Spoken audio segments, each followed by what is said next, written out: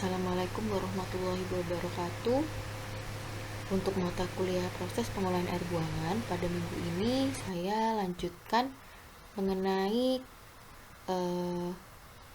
materi reaktor dan kinetika.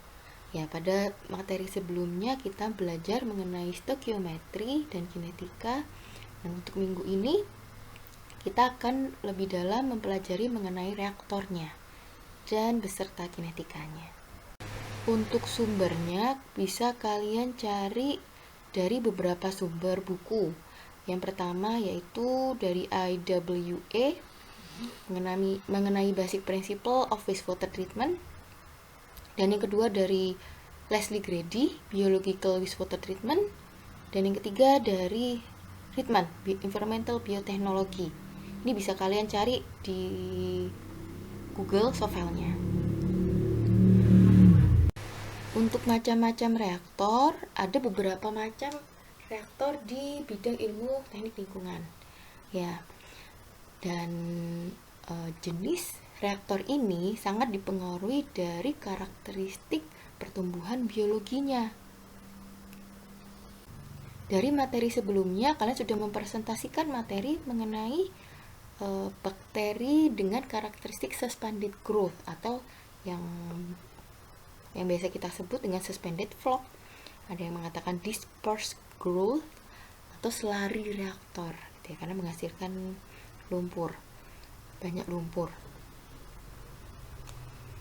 Selain itu, yang kedua adalah attached growth, yang biasanya kita sebut dengan biofilm atau fixed film, gitu ya. Nah, dari karakteristik ini memang macam-macam reaktor itu dia berbagai macam tipikalnya. Nah, dari segi teknologinya, engineer, kita dari si insinyur gitu ya, sebagai pendesain, kita harus mengetahui yang pertama, yaitu kinetika substrat removal. Substrat itu nanti kita bisa kita hitung dari air limbahnya. Ya, jadi substrat removal yang harus diaptek oleh bakteri. Dan ini juga bergantung dari tipe organismenya. Dan yang kedua adalah fundamental property dari masing-masing reaktor. Contohnya mungkin sifatnya, jenisnya, alirannya, terus dia kelebihan, kekurangannya. Jadi apapun air limbah yang ada, kita harus tahu karakteristiknya dan reaktor yang bisa kita aplikasikan.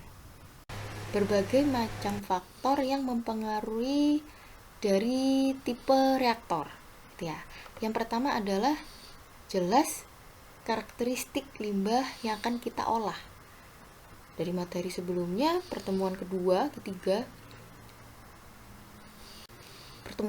dan ketiga kalian mengetahui karakteristik air limbah, entah itu dari industri, domestik, pertanian, gini ya, perkebunan, itu harus kalian ketahui, termasuk fisik dan kimianya. Yang kedua adalah konsentrasi. Ya, biasanya kita sebut dengan kuantitas, gitu ya. Kuantitas dan kualitas kalian harus tahu. Termasuk ada oksigen, ya, DO, dissolved oksigen dari parameternya. Lalu ada efisiensi, climate condition.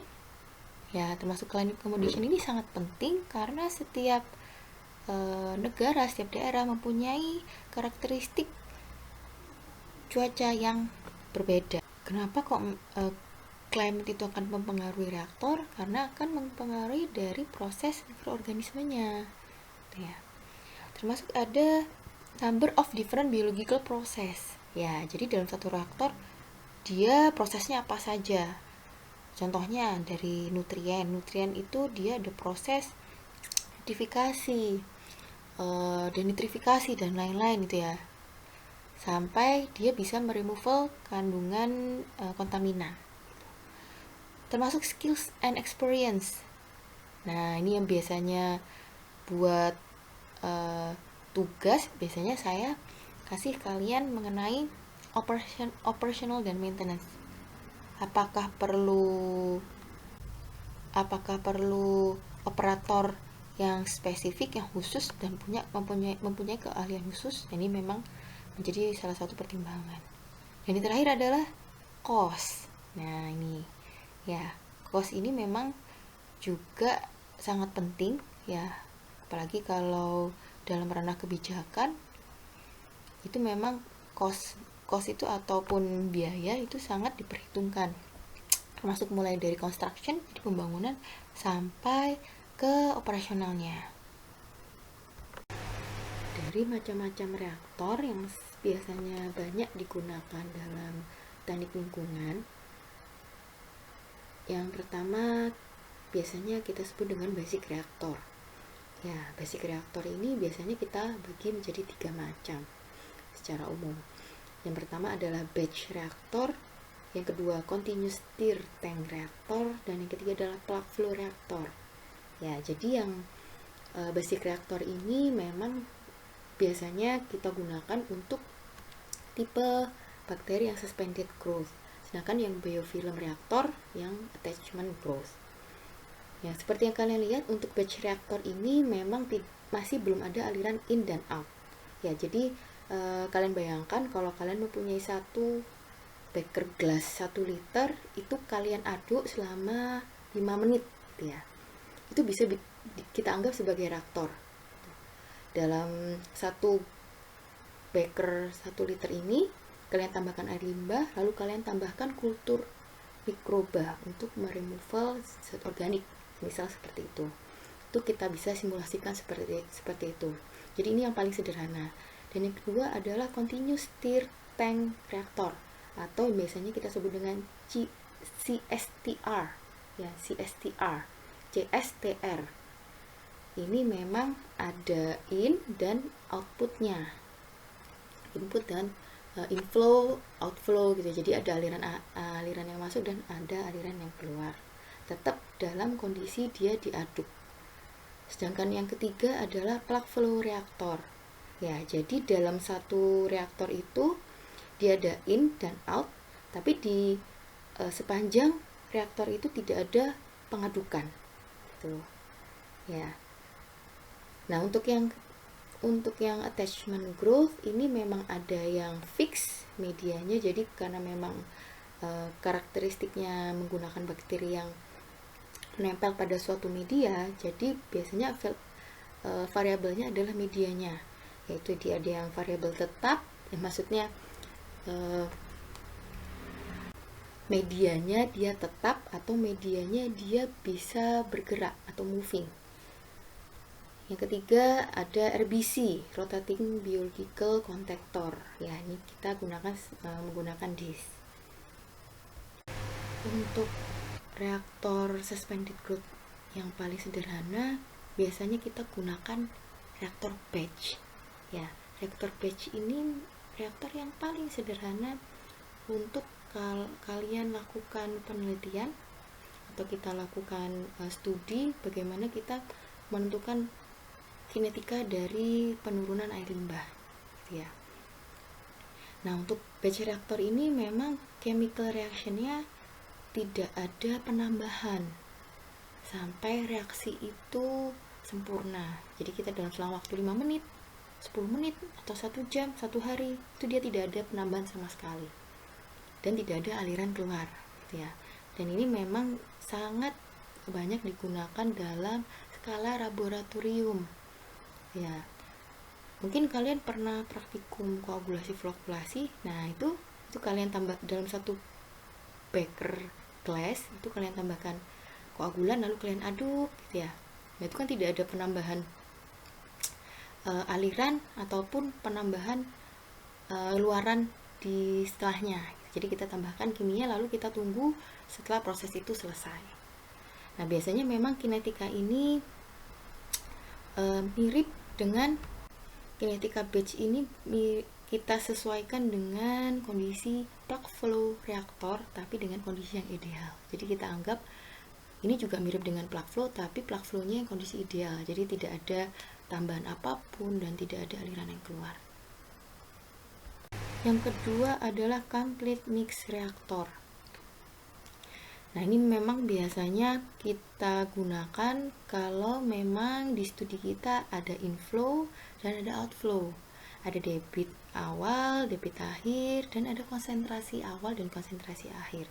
Dengan kondisi yang mirip dengan batch, kita aduk. Nah, ini biasanya di reaktor ini memang kita anggap keseluruhan reaktor ini adalah uniform, yaitu seragam gitu ya. Jadi kalau namanya kalian sampling di permukaan air, katakan 10 cm dari permukaan air kalian sampling, atau 20 cm dari bawah, dari bottom, dari reaktor, itu kita anggap sama karena kita lakukan pengadukan. Jadi memang reaktor-reaktor ini kita gunakan untuk mengetahui dari debit awal yang masuk dan sampai konsentrasi akhir keluarannya berapa. CSTR ini memang biasanya digunakan untuk studi awal biochemical fenomena di lab, masih dalam skala lab. Atau biasanya kita gunakan CSTR ini kalau selarinya atau lumpurnya itu biasanya kita kembalikan lagi ke tahap depan, jadi seperti proses activated sludge gitu ya. Atau biasanya memang kita anggap untuk di CSTR ini mirip dengan batch.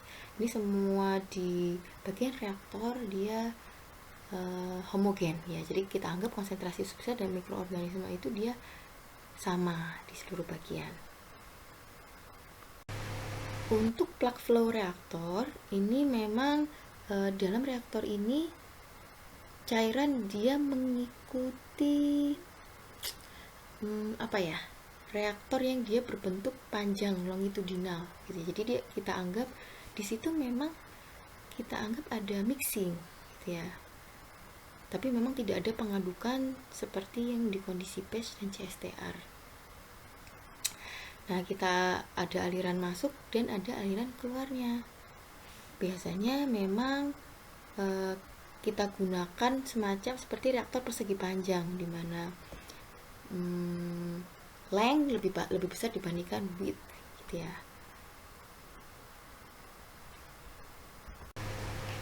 Untuk reaktor PFR memang biasanya bentuk reaktornya itu semacam seperti tubular atau piston, jadi dia memanjang. Nah, untuk idealnya PFR, aliran dia mengikuti keseluruhan dari reaktor tanpa adanya mixing dari tahap awal atau setelahnya. Itu. Nah, kalau kita beranggapan itu tidak ada mixing, itu kita bisa asumsikan dari masing-masing lokasi itu persatuan waktu bisa kita kalkulasi. Karena tidak seperti CSTR atau batch, di PFR reaktor itu konsentrasi substrat dan mikroorganisme itu sangat bervariasi. Tuh. Nah, hal ini biasanya memang sangat berbeda pada waktu kita aplikasikan di lapangan gitu. Karena waktu di lapangan itu biasanya memang aliran di PFR dia ada mixing gitu, ada gejolak ya, ada pengadukan, entah itu dari kemiringannya, dari velocity yang ada gitu. Jadi memang agak susah untuk diprediksi. Ya, kalau untuk aplikasinya dari teknik lingkungan untuk pengaplikasian pengolahan air limbah, contohnya bisa kalian lihat di slide nomor 10 ya. Jadi untuk reaktor batch biasanya aplikasinya kita sebut dengan activated sludge ya, complete mix, aerated lagoon.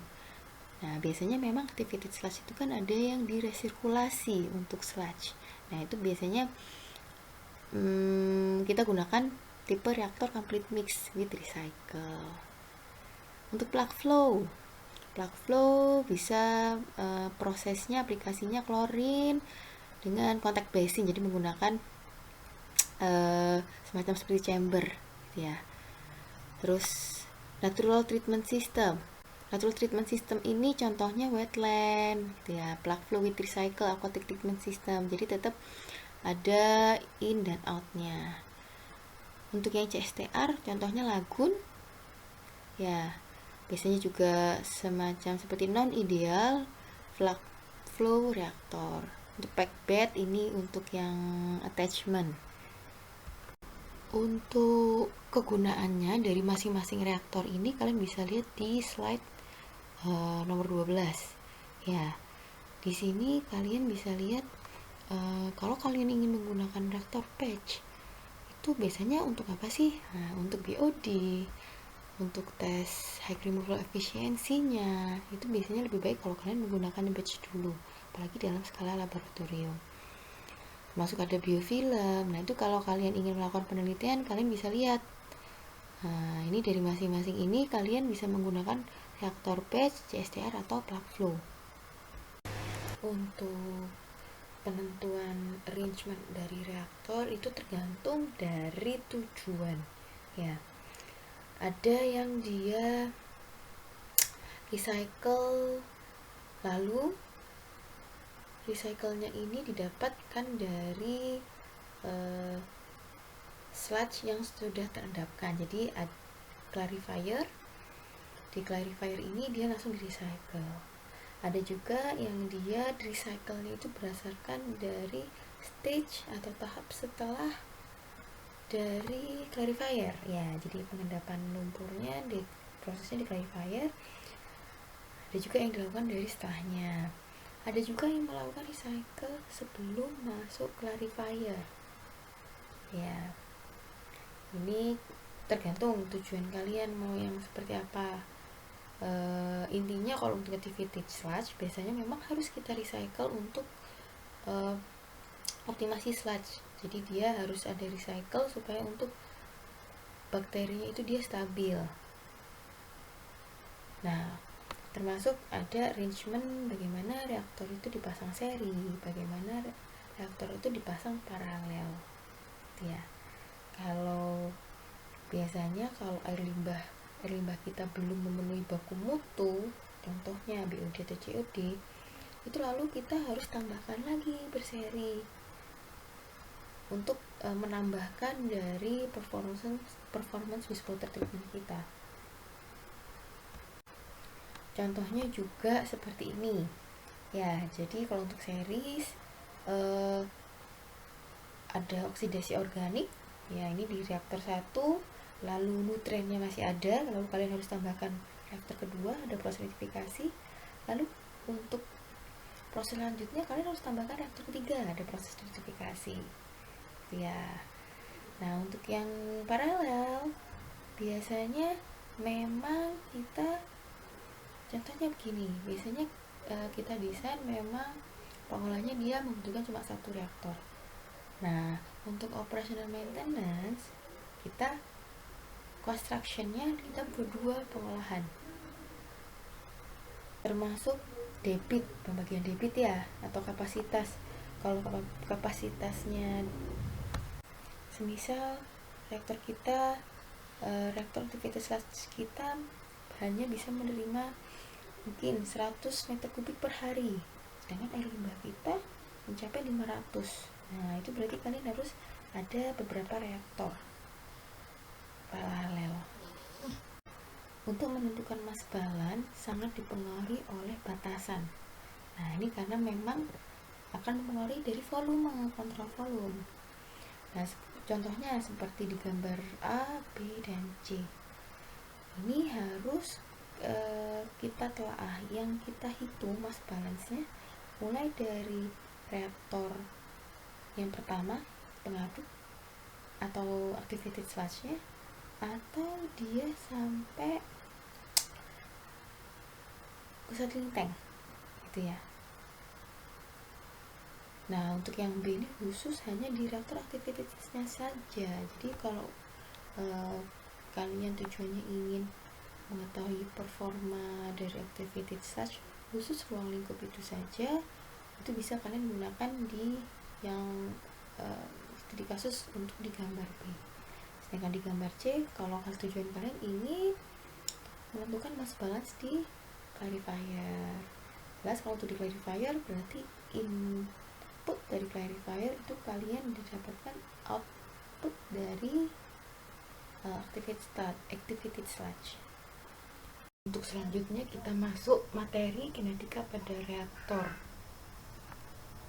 Untuk materi ini saya detailkan pembahasannya pada PowerPoint, jadi tidak menggunakan suara.